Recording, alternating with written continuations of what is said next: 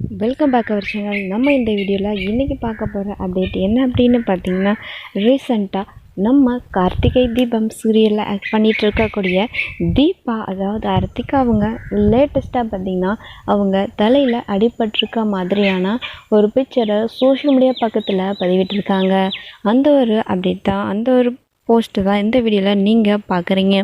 நம்ம தீபா வந்துட்டு இப்போதைக்கு சீரியலில் எப்படி ஆக்ட் பண்ணிகிட்ருக்காங்களோ அந்த மாதிரி ஷூட்டிங் ஸ்பாட்டில் இருந்து அடிபட்டிருக்க மாதிரி மேக்கப்பில் இப்போது சோஷியல் மீடியாவில் அந்த ஒரு ஃபோட்டோவை ஷேர் பண்ணியிருக்காங்க.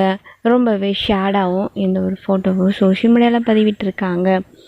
தீபாவை ரொம்ப நாளைக்கு அப்புறம் இப்படி பார்க்குறது எல்லாருக்குமே ஹாப்பியாக இருந்தாலும், அவங்க இப்படி ஒரு மேக்கப்பில் இப்படி இருக்கும்போது ரொம்பவே ஃபீலிங்காக ரொம்பவே ஷேடாக தான் நமக்கும் இருக்குது.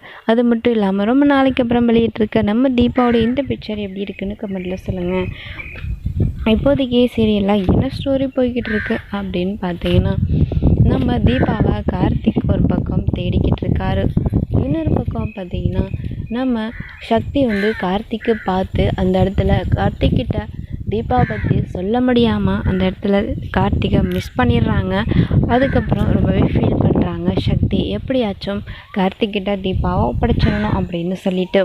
இன்னொரு பக்கம் நம்ம வீட்டில் இருக்கிறது கீதா தான், தீபா இல்லை, இவளை எப்படியாச்சும் அப்படி இப்படின்னு சொல்லி கொஷின் கேட்டு அவளை இந்த வீட்டில் இருக்கிறது தீபா இல்லை கீதா தான் அப்படின்னு சொல்லி வீட்டில் இருக்க எல்லாருக்கிட்டையுமே சொல்லி இவளை வீட்டை விட்டு முதல்ல அனுப்பணும்.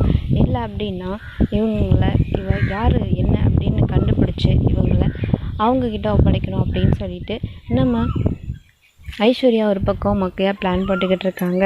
ஸோ கார்த்திக் எவ்வளோ சீக்கிரம் கார்த்திக் தீபாவை கண்டுபிடிக்கிறாங்க அப்படிங்கிறத நம்ம பொறுத்து பார்க்கலாங்க. அது மட்டும் இல்லாமல் இந்த சீரியலில் போலீஸ் ஆக்ட் பண்ணிகிட்டு இருக்க சரவணன் இப்போது சேஞ்ச் ஆகியிருக்காரு.